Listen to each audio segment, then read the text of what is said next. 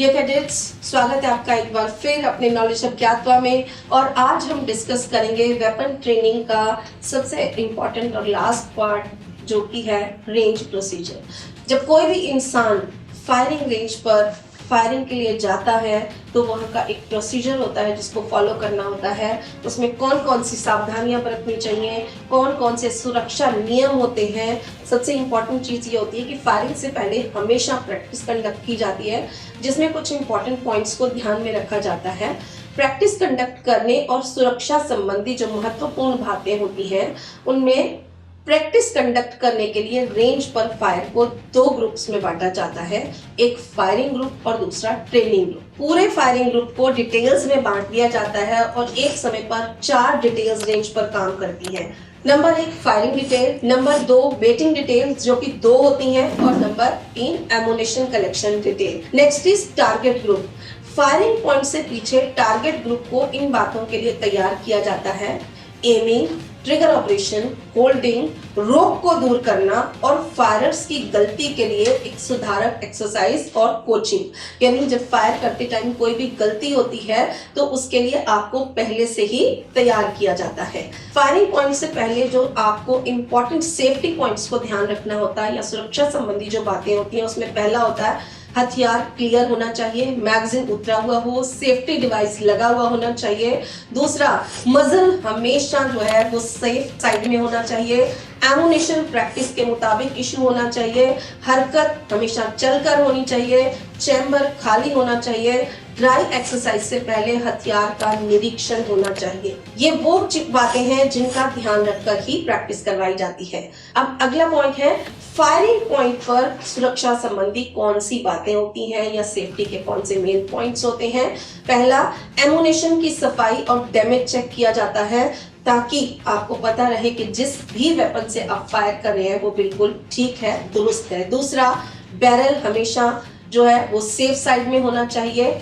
भर की कार्रवाई हमेशा हुक्म के हिसाब से होनी चाहिए, यानी जब ऑर्डर मिले तभी करनी चाहिए। खाली कर जो है वो बिल्कुल सही तरीके से होना चाहिए।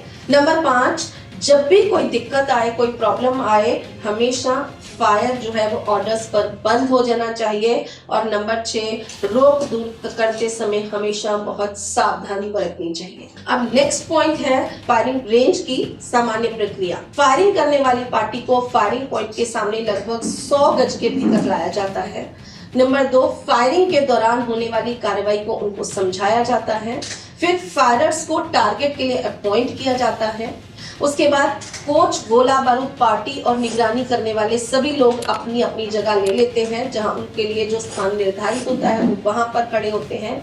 उसके बाद पहले 2 डिटेल टारगेट के पीछे खड़े होते हैं। उसके बाद आगे बढ़ के आदेश पर पहले डिटेल को आगे बढ़कर फायरिंग पॉइंट पर जाता है और जगह लेता है। उसके बाद बट पर लाल झंडा नीचे करने पर ही फायरिंग पॉइंट की निगरानी करने वाला ऑफिसर लाल झंडे को उतारने और डिटेल एडवांस का आदेश देता है।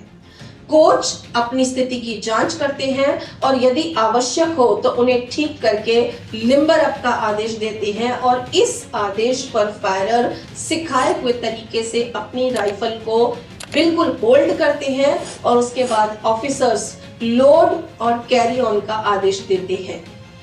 जब आपको ये दोनों ऑर्डर्स मिल जाते हैं तब उसके बाद फायरिंग ऑफिसर होता है, उसका आदेश मिलने के बाद फायरिंग स्टार्ट होती है। जब प्रभारी अधिकारी ऑर्डर देता है डिटेल रिपोर्ट, इस पर फायरर्स नंबर 1 राइफल ठीक, नंबर 2 ठीक, नंबर 3 ठीक और नंबर 4 राइफल ठीक रिपोर्ट करते हैं।